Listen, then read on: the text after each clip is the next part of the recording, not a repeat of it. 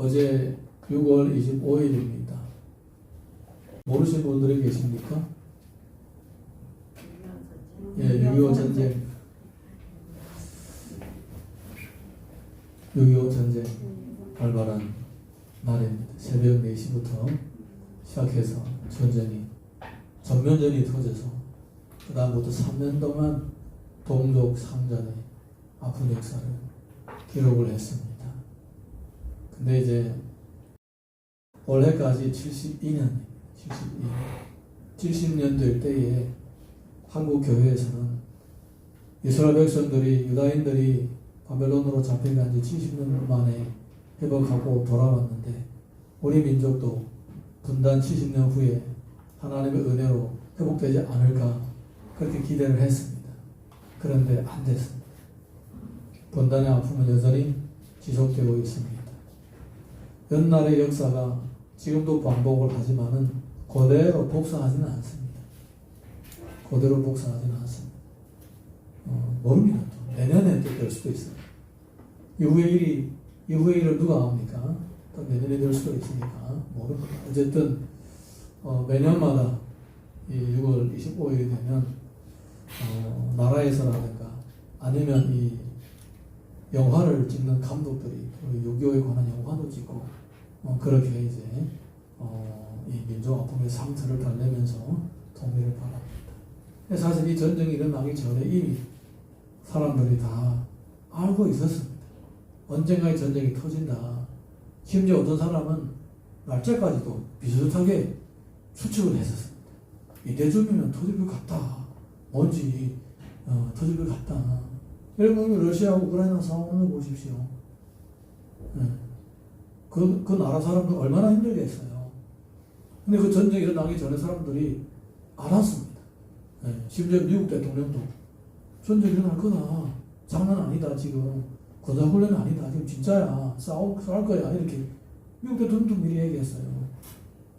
다 미리 알고. 그 전쟁 상황을 보게 되면 조금만 깬 사람들은 이러다가 싸우겠다. 이거 눈치를 채는 거예요. 제가 어제 동영상을 찾아보니까 이런 내용이 하나 있더라고요. 동영상 한번 보여주세요. 육군본부 정보국 전투정보과의 김종필 중위는 북한 반장으로 있었는데 그는 곧 전쟁이 일어날 것이라는 생각을 하고 있었습니다. 그는 1949년 당시 강제 예편되어 군인이 아닌 군속이 된 정보국 작전정보실장 박정희 문관 아래에서 연말 보고서를 작성했는데 정보를 종합해봤을 때 북한의 정면 공격이 예상되었습니다. 이 보고서는 참모총장과 국방장관, 미 군사부문단장에게도 전달됐지만 군 수뇌부는 크게 귀를 기울이지 않았습니다. 38선에선 계속해서 이상 징후가 포착됐지만 말이죠. 38선 일대에서 보고된 북한의 남침 징후는 미국도 인지하고 있었습니다. 49년 말부터 시작된 소련 무기 도입이나 중공군 내 한인 병사들의 입국 등 무수히 많은 정보 보고가 있었죠. 50년 1월부터 전쟁 전까지 한인 첩보부대인 켈로 부대가 보낸 전쟁 징후만 해도 50여 건이 넘었으며 심지어 미 공군 특별수사단 대북정보 책임자 도널드 니콜스는 6월 25일부터 28일 사이에 남침이 있을 것이라는 예측을 내놓기도 했습니다. 주한미군 군사고문단과 도쿄 메가더 사령부에는 남침 징후에 관한 정보가 많이 들어왔는데 문제는 이미 46년부터 이러한 유형의 정보가 너무 많이 보고됐다는 것입니다. 분단 시점부터 38선에서의 크고 작은 충돌은 계속 있었고 당장 49년에도 전면전에 대한 보고가 올라왔지만 서로 간에 충돌이 있었을 뿐이었죠. 미군 입장에서 보고는 점점 불필요한 소음처럼 변해갔습니다. 물론 미군이 전면전 상황이 오지 않을 것이라고 판단한 다른 이유도 있었습니다. 당시 트루먼 행정부의 생각은 이러했습니다. 북한은 소련의 괴뢰국일 뿐이고 한국에는 주한미군 군사고문단과 유엔 한국미연단이 있기 때문에 전면 공격을 할 경우 그것은 미국과 유엔에 대한 공격이 될 것이며 소련은 당장 미국과 싸우며 세계대전을 일으킬 힘이 없기 때문에 게릴라와 심리전을 벌이며 내부 정복을 목표로 할 것이다. 트루먼 행정부의 이러한 분석은 전쟁 전까지 변함없이 유지되었습니다. 전쟁이 일어나기 얼마 전부터는 곧 있을 남침에 대한 직접적인 증언도 나왔습니다. 6월 19일부터 지뢰를 깔던 병사, 전차병, 장교 등이 기승해왔는데 그들은 하나같이 곧 대규모 남침이 시작된다고 진술했습니다. 이외에도 전쟁 며칠 전부터 38선 일대의 북한군 병력이 대대적으로 증명됐지만 미군과 육군은 38선 경비부대의 교대일 뿐이라며 묵살했습니다. 오히려 6월 23일은 유지 중이던 비상경비령을 해제했습니다. 6월 24일 토요일, 김종필 중위는 그날 자신의 근무일이 아니었지만 당직 근무를 자원했습니다. 북한이 공격해온다면 일요일이 될 것이라고 생각했기 때문인지 아니면 38선에서 계속해서 보고되는 정보 때문인지 그날따라 예감이 좋지 않았습니다. 그는 정보국장 장도영 대령에게 적의 공격에 대비해 대책을 세워야 합니다라고 말해 회의가 열렸지만 육군 본부의 참모들은 그의 브리핑을 듣곤 시큰둥하게 빠져나갔습니다. 최병덕 참모총장도 이 보고를 전해 들었지만 별로 민감하게 반응하진 않았죠. 그날 고위 장교들은 장교클럽 준봉 축하연에 참가했습니다. 파티는 밤 10시까지 이어졌고 파티가 끝나고 나서도 주요 장교들은 자리를 옮겨 술자리를 이어나갔습니다. 그날 38선 일대에는 비가 내렸습니다.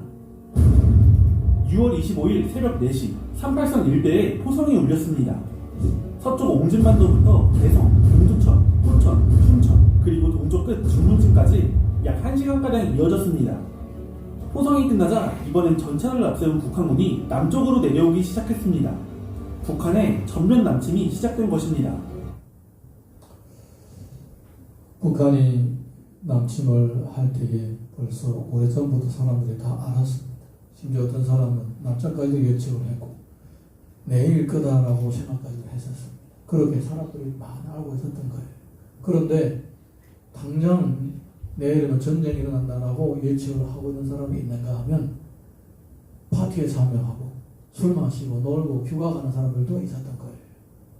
이렇게 똑같은 사건들을 보면서도 느낀 바가 다르고 결정하고 행동하는 바가 다르다라는 것입니다. 우리가 성경 한 구절 읽어보겠습니다. 이사야서 8장 1절에서 2절 읽어보겠습니다. 이사야서 1장 2절 다같이 시작.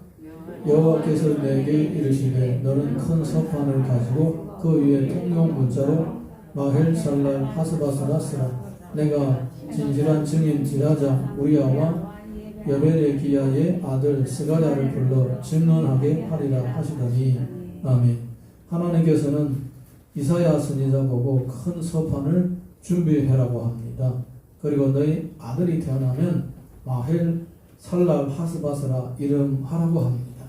그러면 이 서판은 어떤 것이냐? 서판은 종이 아닙니다. 종이 아니고 표지판 같은 겁니다. 우리 이제 길을 가다 보게 되면 표지판 있잖아요. 표지판 보이죠? 예, 표지판 역할을 하는 것들입니다. 거기에다가 아들 이름을 써라는 거예요. 뭐라고 써라 하냐면 마헬 살랄 하스바스. 무슨 뜻이냐? 뭐라고 하냐면 노략이 빨리 올 것이다. 노략이 속히 올 것이다. 이런 얘기예요.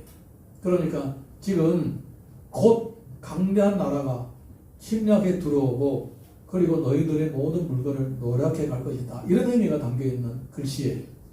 큰 표지판에다가 사람이 길을 갈 때 보고 이렇게 저기 표지판이구나 이렇게 볼 수 있을 정도로 글씨를 크게 써가지고 보여주라는 거예요. 그리고 그 글이 뭐냐? 곧 노략이 속히 올 것이다. 이런 뜻이에요. 그러니까 전쟁이 곧 시작된다는 것입니다. 그 당시에 사람들은 이 얘기를 듣고 콧방귀를 꼈습니다. 왜냐하면 북쪽 이스라엘 사람들은 아람 사람들, 자기들보다 더 북쪽에 있는 아람 사람들하고 연합군을 이루었습니다. 연합군을 이뤄서 남쪽에 있는 유다를 계속 침략을 했습니다. 그리고 와서 사람도 빼앗아가고 물건도 빼앗아갔습니다. 남쪽 유다는 죽을 지경인 거예요. 이 북쪽에 아람하고 이스라엘 군대의 이 연합군이 너무나 막강하기 때문에 감당을 못하는 거예요. 계속 힘들어지고 어려워지는 거예요. 고달픈 거예요. 그래서 이 이스라엘 사람들은 무슨 소리 하고 있느냐? 우리에게 전쟁이 일어난다고? 전쟁이 일어나면 우리가 이기지. 저 비실비실거리는 유다를 봐라. 매번 칠 때마다 계속 지지 않느냐? 우리가 이길 거야. 무슨 소리 하고 있느냐? 그래서 이 사람들은 유다에 가가지고는 사람을 빼앗아오고 물건을 빼앗아오고 맨날 파티 잔치에. 그런데 이사야가 어느 날 나타나가지고 서판에다 글자를 썼습니다. 노략이 너희들에게 속히 올 것이다. 이 믿어지겠습니까? 그 당시 사람들이? 믿어지겠습니까? 안 믿어지는 거예요. 우리가 어떻게 이렇게 승승장구하는데 안 믿어집니다. 자, 우리 이어서 8장 3절에서 4절 읽어보겠습니다. 3절에서 4절 시작. 내가 내 아내를 가까이 하매 그가 임신하여 아들을 낳은지라 여호와께서 내게 이르시되 그의 이름을 마헬살랄 하스바스라 하라. 이는 이 아이가 내 아빠 내 엄마라 부를 줄 알기 전에 다메섹의 제물과 사마리아의 노량물이 아수르 왕 앞에 옮겨질 것임이라 하시니라. 아멘. 아내를 가까이 했다라고 하는데 이 원문을 보게 되면 아내라는 말이 선지자라는 단어로 되어 있습니다. 선지자라는 단어. 그러니까 이 이사야하고 결혼한 이 여성분이 선지자라는 거예요. 선지자. 이 여성분이 사역을 받은 사람이라 이 말입니다. 우리 구약 보게 되면 가끔 있다 여선지자가 있습니다. 훌다라든가 뭐 이런 사람들 여선지자가 있습니다. 미리암이라든가 이런 분들이 여자인데 선지자 역할을 했던 거예요. 이사야의 아내도 그런 사람이 아닐까 추측이 됩니다. 왜냐하면 원문에는 선지자로 나와 있기 때문에. 그런데 더 중요한 것은 이 아내가 아들을 낳아서 아들의 이름을 마헬살랄 하스바스라고 이름을 짓는 그 일에 이 아내가 선지자이든 아니든 이 하나님의 예언의 말씀을 증거하고 선포하는 이 일에 동참을 한 거예요. 그러니까 그는 어떻게 봐도 사실은 선지자의 역할을 한 거예요. 선지자들의 직분이 있든지 없든지 상관이 없이 그는 이미 선지자의 그 사역에 동참을 한 거예요. 하나님의 일에 동참한 거예요. 아니 내 아들을 키워서 잘 키우면 되지 뭐 거기까지 누가 생각합니까? 내 아들이 자라가서 나중에 목회자가 되고 나중에 뭐 하나님의 메시지를 전하는 사람이 되고 보통은 내 아들을 낳을 때 이런 생각을 안 하죠. 수많은 목회자의 사모님들이 내 아들은 절대로 목사 안 시킨다 이렇게 다짐을 해요. 그 목사가 저렇게 고생하는데 내 아들도 난 고생하겠네 그러지 않겠다라고 이렇게 생각하는 사람들이 많아요. 그런데 여기 보게 되면 이 사역자 선지자의 아내가 선지자와 함께 자기 인생을 거기다 쏟아부으면서 함께 사역을 하는 것을 볼 수가 있습니다. 그런데 무슨 내용이냐 보면 이제 이 이스라엘 사람들이 아람 군대와 함께 유다를 쳐들어가서 사람을 빼앗아오고 물건들을 빼앗아 왔는데 좀 멀지 않아서 이 아이가 태어나서 아빠 엄마라고 말을 번지기 전에 그러니까 뭡니까? 아이들이 태어나서 몇 년 동안 후에 말을 합니까? 보통 2년이죠. 2돌이죠. 그러니까 2년이 못 되어서 북쪽에 있는 아수르가 쳐들어와서 이 사람들이 아직까지도 다 누리지 못한 그 노량물을 다 뺏어가 버린다는 거예요. 그러니까 하나님은 이 속히 될 일을 이렇게 강력한 방법으로 알려주시는 것입니다. 이렇게 북쪽 이스라엘은 아람 군대하고 연합을 해서 남쪽 유다 자기 동족을 괴롭히고 물건을 빼앗아가고 사람을 노력질해 갔습니다. 거기서 자기들은 물질의 풍요로움 누리고 있었던 거예요. 그런데 하나님은 오래 못 간다. 2년 초과하지 못한다. 2년 내에 다 빼앗게 간다. 이렇게 하나님은 이사야를 통하여 말씀하시는 것입니다. 여러분 사람이 아무리 노력을 하고 정말로 뭐 깍지로 끌어모으듯이 끌어모아도 만약에 하나님 기뻐하지 않는 방법으로 끌어모았다면 언제 어느 순간에 다 날아갈 수도 있는 거예요. 여러분 우리가 기도하고 응답받고 하나님 은혜로 모아진 것들이야 오래도록 가는 거예요. 아멘. 할렐루야. 아멘. 예, 불의의 재물은 오래 못 갑니다. 더군다나 하나님의 백성들을 괴롭히고 하나님의 말씀을 멀리 떠나서 자기가 뭘 한다 해도 잠깐은 그의 쾌락과 즐거움을 누릴 수는 있지만은 금방 사라지게 되는 거예요. 아멘. 그래서 우리가 믿음으로 사는 삶이 때로는 다른 사람보다도 많이 힘들고 어렵고 희생도 많을지라도 이렇게 해야만이 우리 인생의 앞길이 보장이 되고 장구할 수가 있기 때문입니다. 아멘. 누가 바보입니까? 예, 바보 어디 있습니까? 바보 없지 않아요. 너 예수 믿는 사람 바보예요? 예수 믿는 사람은 더 똑똑합니다. 그런데 왜 바보처럼 삽니까? 예, 바보처럼 사는 것 뿐이지 실제로 그게 지혜로운 방법인 거예요. 할렐루야. 아멘. 예, 그 방법이 옳은 거예요. 예, 여러분 신앙생활은 잔머리를 굴려서 되는 게 아니에요. 예, 저도 잔머리를 엄청 잘 굴릴 수가 있어요. 예, 그렇지만은 잔머리를 굴리지 않기 때문에 원인은 뭐겠습니까? 하나님이 보시기 때문입니다. 하나님의 방법으로 해야만이 이것이 승승장구할 수 있기 때문입니다. 하나님의 나라에는요, 지름길이 없어요. 지름길이 없어요. 그냥 묵묵하게 주님 인도하심을 따라가다 보게 되면 가장 앞선 사람이 되는 거예요. 아멘.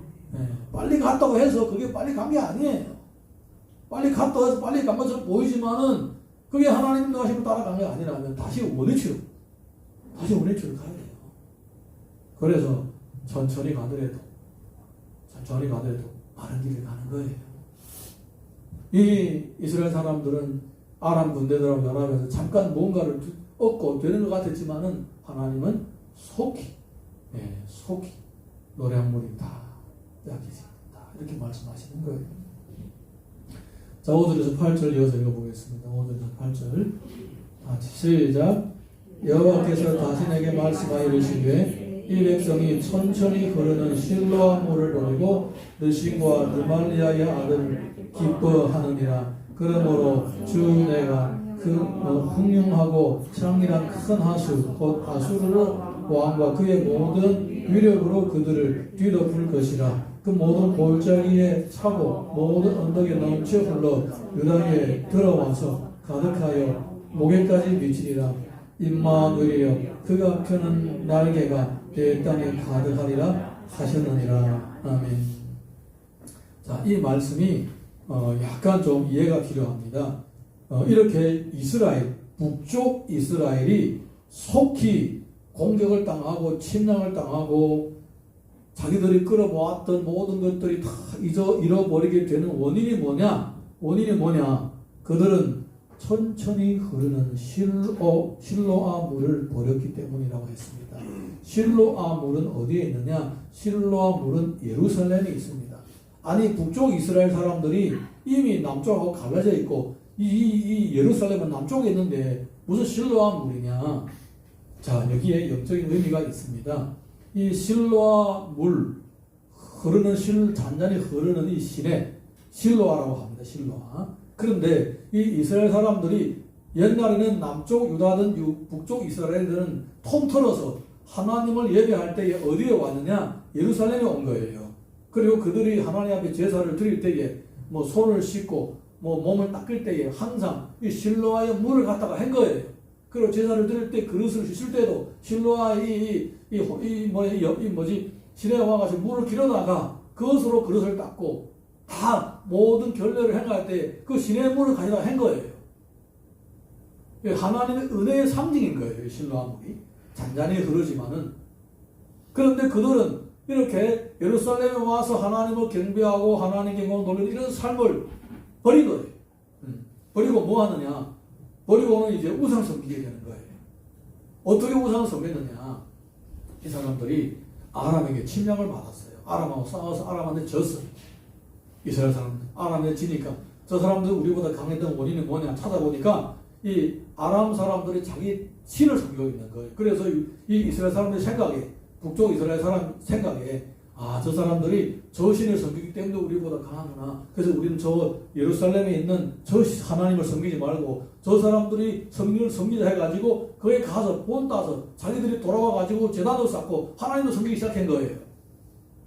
나중에 그런 풍습이 남쪽 유다까지 다 흘러가게 되는 거예요. 쭉 이어서 북쪽 이스라엘 시작했고 남쪽 유다까지도 그렇게 하는 거예요. 나중에 이렇게 되는 거예요. 하나님을 점점 멀리 떠나기 시작하는 거예요. 세속적인 방법으로 살아가게 되면서 세속적인 신과 우상을 섬기기 시작한 거예요. 그러니까 그들이 아무리 애를 써서 끌어모아도 하나님은 다 오히려 노략을 당하게 만들 것이다. 그것도 속히 1년 내에 속히 그렇게 될 것이다. 하나님께서 말씀을 하시는 것입니다. 나중에는 이스라엘도 노략을 당할 뿐만 아니라 남쪽 유다도 똑같게 답습을 하다가 그들도 노략을 당하게 되는 것입니다. 잔잔한 실로아 이것을 버리고 흉흉한 북쪽의 유브라데라든가 이런 강들을 찾아갔다. 그 말씀 바로 여기에 있는 것입니다. 하나님의 은혜를 사모하는 삶은 절절 흐르는 희물가처럼 특이한 것도 없고 하루 이틀에 천지개벽이 일어날 만한 그러한 길이도 보이지도 않습니다. 그냥 너무나도 잔잔하고 조용한 거예요. 여기에 만족을 못해서 이 매일마다 채워진 하나님의 은혜에 만족하지 못해서 다른 걸 찾아가는 거예요. 뭔가 눈에 보이는 것 쫓아가는 거예요. 그게 바로 이스라엘 사람이었고 그게 나중에 유다도 그렇게 되는 것입니다. 여러분 하나님의 은혜는 매일마다 이렇게 실로와처럼 잔잔하게 우리 삶 가운데 흘러 들어와도 때가 되면 놀라운 기적이 일어나는 것입니다. 아멘. 때가 되면 하나님께서는 소나비와 같은 은혜를 쏟아부어주는 거예요. 때가 되면. 이 하나님의 계획 가운데 다 있는 거예요. 그런데 이렇게 매일매일마다 잔잔하게 채워지는 주의 은혜에 만족하지 못하고 눈이 뒤집어서 세상 사람들이 쫓아가는 그런 것을 쫓아가다가 결국은 이 사람들은 악을 행하게 되고 하나님의 은혜와 점점 멀어지고 세속을 점점 빠지게 되면서 나중에 세속의 그 물결로 인하여서 다 휩쓸려 내려가게 된다는 것입니다. 9절 보겠습니다. 9절 이사야서 8장 9절에 함께 읽습니다. 시작. 너희 민족들아 함성을 질러보아라. 그러나 끝내 해망하리라. 너희 먼 나라 백성들아 들을지어다. 너희 허리를 동이라. 그러나 끝내 해망하리라. 너희 허리에 띠를 띠라. 그러나 끝내 해망하리라. 아무리 역전하려고 하도 아무리 불리한 상황을 돌이키려고 해도 나중에는 끝내 해망할 것이다. 이렇게 말씀하십니다. 그러니까 하나님께서 이미 작정하신 일이기 때문에 더 이상은 돌이킬 수가 없게 되었다. 그 말씀입니다. 이 북쪽 이스라엘의 패망은 이미 결정된 것입니다. 그들이 잔잔한 이 실로아를 버리고 흉흉한 요브라데를 선택했기 때문에 그들이 이제 망하게 된다. 이렇게 하나님께서 이미 결정하신 거예요. 돌이킬 수가 없는 거예요. 그냥 그 가운데서 회개하는 자만 이제 다시 살 길을 찾게 되는 것뿐입니다. 극소수의 사람들. 여러분 아무도 모르고 있었을 때 선지자는 말씀 이미 하신 거예요. 남북한 전쟁은 많은 사람들이 알고 있었습니다. 우크라이나 러시아 전쟁도 많은 사람들이 다 알고 있었습니다.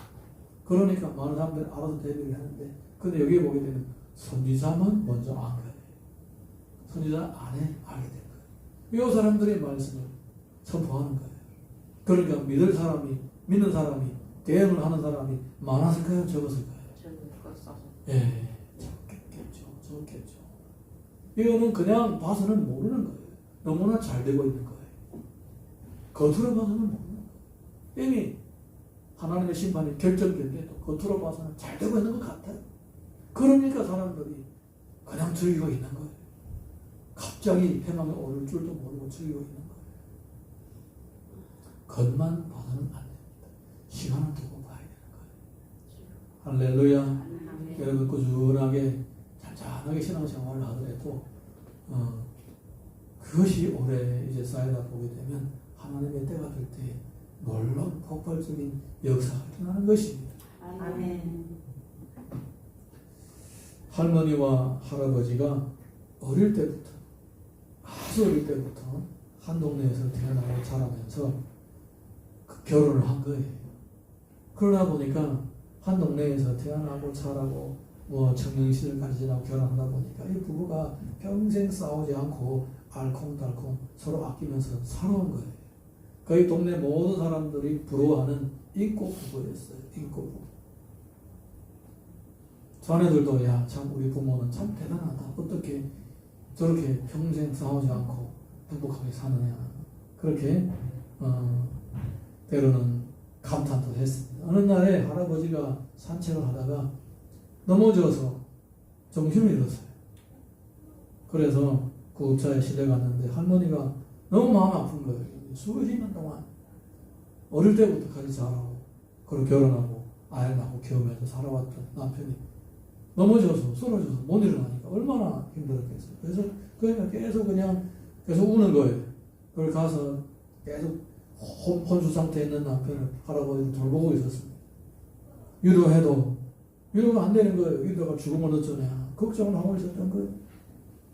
며칠 후에 드디어 할아버지가 깨났어요. 깨나니까 할머니가 얼마나 반갑겠어요. 이제 또 깨나니까 또 또 감격스러워서 막 눈물이 또 흘리는 거예요. 그래서 손잡고 여보 드디어 깨어났구나 뭐 이러는 거예요. 할아버지가 눈 뜨고 밀끔밀끔 쳐다보면서 하는 말이 어떻게 알고 왔어? 야 우리 둘이 사귀는 거 우리 집사람이 알면 큰일 나.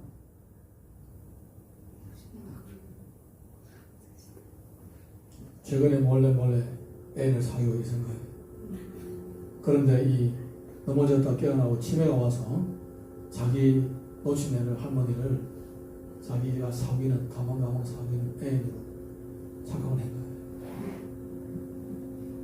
홍수산대에 빠졌다가 정신을 차리고 정신을 못 차린 거죠. 그러니까 정신을 못 차리고 이제 결국은 사실 결정하게 된 것입니다.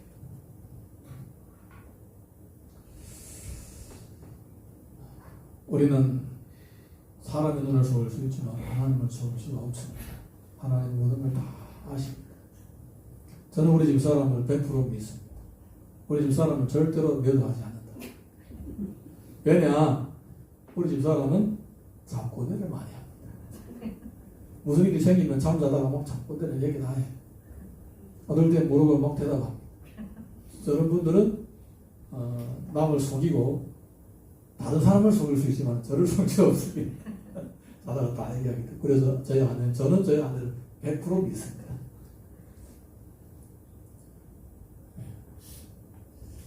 하나님은 우리 중심을 아십니다. 그렇기 때문에 우리가 주님 앞에 꾸준하게 신앙생활을 하다 보게 되면 지금 잠깐 어렵고 힘들어 보여도 때가 되면 하나님께서 놀라운 은혜를 반드시 부어줄 줄로 믿습니다. 아멘. 우리 요한복음 보게 되면 이런 얘기가 있습니다. 오늘 본문 9장 1절에서 2절 보겠습니다. 9장 1절에서 2절 시작. 예수께서 길을 가실 때에 날 때부터 맹인된 사람을 보시니라. 제자들이 물어 이르되 라비여 이 사람이 맹인으로 난 것이 누구의 죄로 인함이니까? 자기니까 그의 부모니까. 예수님이 사역을 하실 때 어떤 맹인이 나타난 거예요. 그래서 제자들은 저 사람 눈이 왜 저렇게 매고 저렇게 맹인으로 태어났을까요? 혹시 부모가 죄를 지은 거 아닐까요? 예수님은 뭐라고 대답하시느냐? 우리 3절에서 5절 보겠습니다. 3절에서 5절 다 같이 시작. 예수께서 대답하시되 이 사람이나 그 부모의 죄로 인한 것이 아니라 거기에서는 하나님 하시는 일을 나타내고자 하십니다. 때가 아직 낮음에 나를 보내신 이의 일을 우리가 다 일하리라. 밤이 오리니 그때는 아무도 일할 수 없느니라. 내가 세상에 있는 동안에는 세상의 빛이로라. 부모의 죄 때문이 아니다라고 말씀하십니다.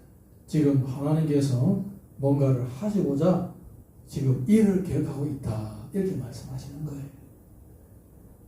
그러니까 지금 맹인을 만나는 이 사건은 그냥 일상생활 가운데서 지나칠 만한 이런 사건이 아닌 거예요. 이 맹인이 나타난 것은 하나님의 구원의 역사와 관련이 되어 있는 아주 중대한 사건인 거예요. 6절에서 7절 이어서 읽어보겠습니다. 시작. 이 말씀을 하시고 땅에 침을 뱉어 진흙을 이겨 그의 눈에 바르시고 이르시되 실로암 못에 가서 씻으라 하시니 실로암은 번역하면 보냄을 받았다는 뜻이라. 이에 가서 씻고 밝은 눈으로 받더라. 이사야 선지자가 사역을 하는 그 시대에는 실로암물이라고 있었습니다. 잔잔히 흐르는 시내였습니다. 그런데 히스기야 왕 때에 아수르 군대가 쳐들어왔습니다. 아수르 군대가 이스라엘을 멸망시키고 아람을 멸망시키고 물건을 다 빼앗아간 후에 마지막에 유다만 남았어요. 유다만 딸랑 남아있는 거예요. 그래서 나중에 예루살렘을 다 포위를 했어요. 그러면서 항복을 하라고 합니다. 그때에 이 히스기야가 하나님께 기도합니다. 자기를 지켜달라. 전쟁에서 이기게 해달라고 기도를 합니다. 딸랑 도시 하나만 남았는데도 끝까지 포기하지 않고 하나님을 간절하게 의지를 했습니다. 그러면서 이 물을 막아서 연못을 만들었습니다. 물을 막아버린 거예요. 이 물을 흘러내려가면 이 아수르 사람들이 물을 얻을까 막은 거예요. 그때에 실로암 호수가 생긴 거예요. 그때 신로한 호수가 생긴 거예요. 그때 생긴 거예요. 그때부터 이 신로한 호수가 계속 물이 마르지 않고 예수님 시대에도 계속 물이 마르지 않았던 거예요. 여러분 얼마나 놀라운 거예요. 실로암 호수, 실로암 물 잔잔히 흘러도 마르는 때가 없는 거예요. 항상 있는 거예요. 이게 하나님의 은혜를 상징하는 거예요. 하나님의 은혜는 끝이 나지 않습니다. 마르지 않습니다. 항상 공급이 되는 거예요. 할렐루야. 아멘. 예. 예수님이 어디다가 보내느냐? 맹인을 보고 어디로 가라 하느냐? 실로암으로 가서 씻으라고 하는 거예요. 흙을 이겨서 여기다 바르고 실로암에 가서 씻으라고 하는 거예요. 예수님이 굳이 그렇게 할 필요가 있겠습니까? 여러분 중간 과정에 뭐가 필요하겠습니까? 그냥 먼 곳에서 저 백부장의 그 하인 보고 나아라 하면 바로 나가는 거예요. 가볼 필요도 없어요. 예수님은. 주님의 능력은 시간과 공간의 제약을 받지 않으십니다. 그냥 어디서나 말을 하면 천리 밖에 있는 사람도 치료받는 거예요. 할렐루야. 아멘. 그런데 왜 예수님께서 이 시간에 이렇게 복잡한 과정을 거치겠습니까? 흙을 이겨서 눈에 바르고 가서 씻으라고 하시겠습니까? 순종, 믿음. 그렇죠. 그렇죠. 믿음을 보는 거예요. 믿음을 보는 거예요. 그래서 이 맹인이 가서 신랑 가서 씻는 거예요. 여러분 태어날 때부터 눈이 맨 사람이 흙을 바라서 낫겠습니까? 침을 뱉어서 낫겠습니까? 신랑에다 씻는다고 낫겠습니까? 아니에요. 예수님이 나라고 행하는 거예요. 이 아멘. 과정은 바로 믿음을 따라서 행하는 그 사람을 보는 거예요. 할렐루야. 예. 자, 우리 이어서 우리 8절에서 11절 이어서 읽습니다. 시작. 이 사람들과 전에 가서 거리는 것을 보았던 사람들이 이르되 이는 앉아서 구걸하는 자가 아니냐? 어떤 사람은 그 사람이라 하며 어떤 사람은 아니라 그와 비슷하다 하거늘 자기 말은 내가 그러하니 그들이 묻되 그러면 내 눈이 어떻게 떠졌느냐? 대답하되 예수라 하는 그 사람이 진흙을 이겨 내 눈에 바르고 나더러 실로암에 가서 씻으라 하기에 가서 씻었더니 보게 되었더라. 어떻게 된 거냐 물어봤더니 내가 실로암의 물에 가서 씻더니 나았다. 그분 얘기들을 했더니 나았다. 이렇게 고백을 하는 것입니다.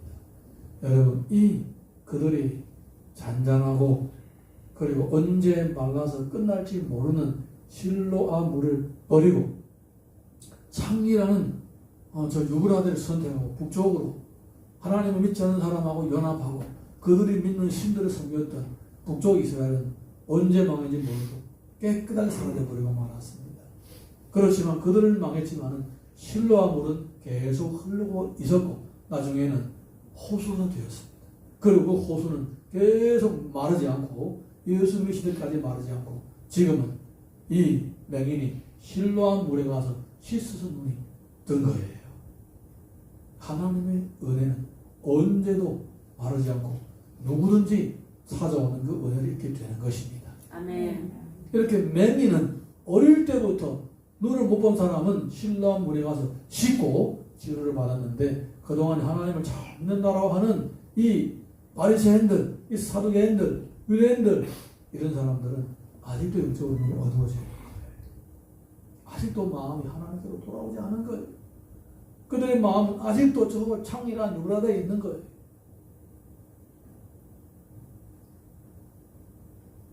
여러분, 우리에게는 창이란 유브라데, 흘러넘치는 나일강이 필요한 것이 아니라 우리에게는 잔잔하게 흐르는 실로암, 얼마 되지 않지만은 물이 고여 있는 실로암 연못이 필요한 거예요.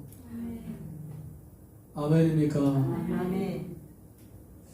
제가 출생한 지 얼마 안 되었을 때에 저희 아버지 친구네 무슨 사건이 생겼어요.